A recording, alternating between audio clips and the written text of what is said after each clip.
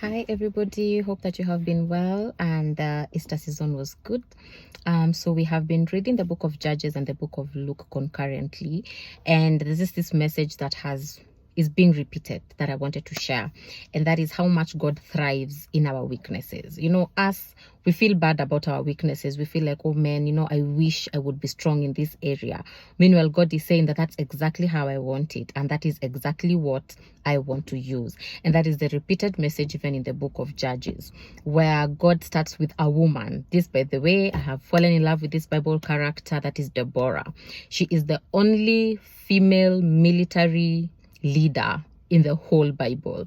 And if you read her story, she was very assertive, very much believed in herself, but just the fact that she was a woman in that generation, that by itself was a weakness. But to God, it isn't. God was like, listen, I will use a woman, I will use anybody that I need to use, I will use what you think is a weakness to bring victory to my people.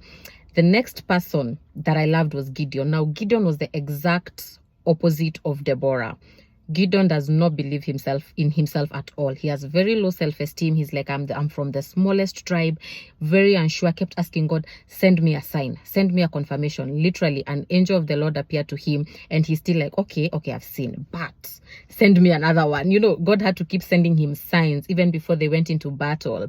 God already knew that Gideon was so unsure that he said, if you need a sign, go to the camp of the people they were fighting and you will hear blah, blah, blah.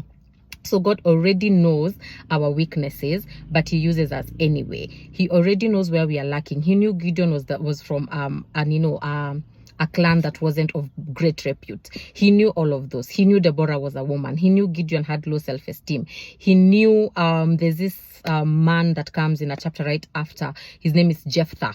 He was the son of a prostitute. He had been chased out of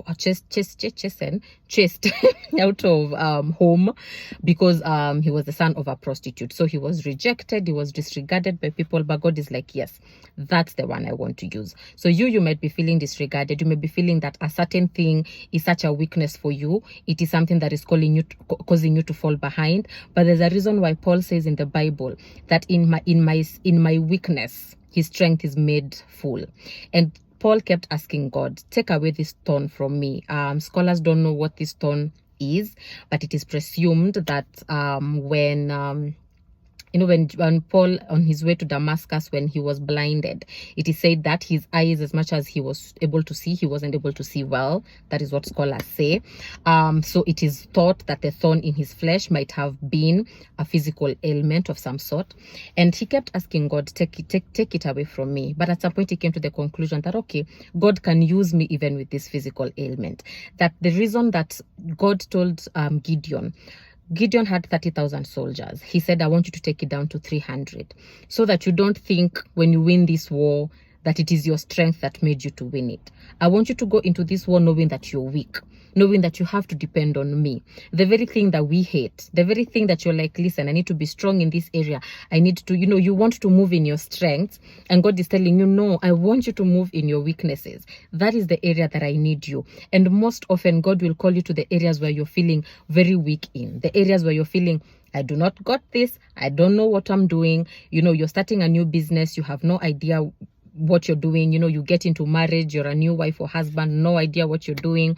You start a certain charity, or you start a program, or you get into a certain friendship. Like, God always sends you into the unknown. He always sends you into a place where you're not comfortable. God wants you to be uncomfortable. He wants you to operate in your weakness, because it is only in your weakness that his strength can be manifested. But we are here trying only to move in the areas that we feel strong in. Only trying to move in the areas where this is where my skills are, this is where my talents are, this is what I'm good at, and I'm going to avoid the things that I'm not good at. But God is telling us today, listen, you don't need to be strong at it. I'm strong at it. I'm able to do it. Depend on me. Trust me. Have faith in me. Me being God, that I can do it for you. Don't worry about your weaknesses or what you cannot do. Just trust that I can do it. And another thing to note to marry this message was in the book of Luke, and how Jesus pre-knew everything. Jesus knew before anything happened. When he met the lady at the well that had been married 5 times, he knew before he healed a person, he knew that this person needed healing. When he sent the disciples ahead of him to go get the donkey for the triumphant entry into Jerusalem. He knew that there would be a donkey, so he knew that there would be need for a donkey, that the donkey would be there. He knew when he was sending the disciples to get the room for where they would eat the Last Supper, he said, you're going to meet a man. Follow that man will take you to where we are going to have our Last Supper. And so we are here worried about our future, worrying about if I venture into this, what is going to happen. And Jesus is telling you, I've already figured it out. I already know the answer. I know where the donkey is. I know where the room is. I know what you have done. I know your past. I know your future.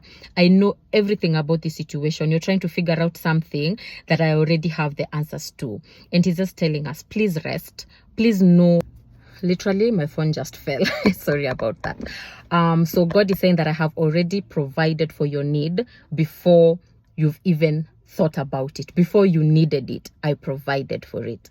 And so the two messages is, your weakness is what God wants to use. Stop running away from it. Stop running away from the areas where you don't feel fit. Stop running away from them. Take those areas to God.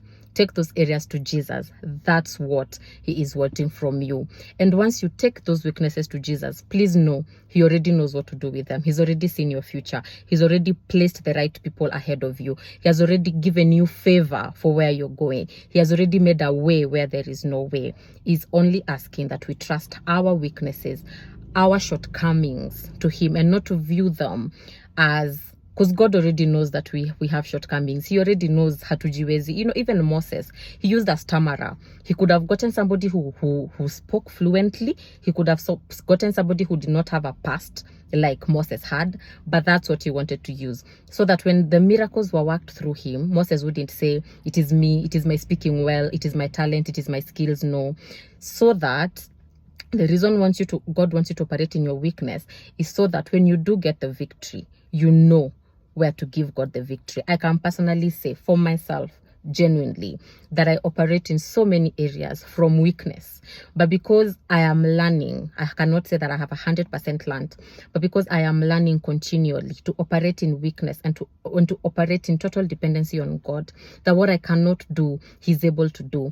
When these leaders in Judges, in the book of Judges, were going to war, it is often said, and the Bible records that, and the Spirit of God filled him, and the Spirit of God filled her, and she was able to do A, B, C, D. So the Spirit of God is able to fill you up to do what you cannot do in your physical strength, what you and your talents and your skills and your connections and your resources cannot accomplish. Heaven's resources are able to accomplish it. Celebrate your weaknesses. That is where God wants to use you. Be blessed.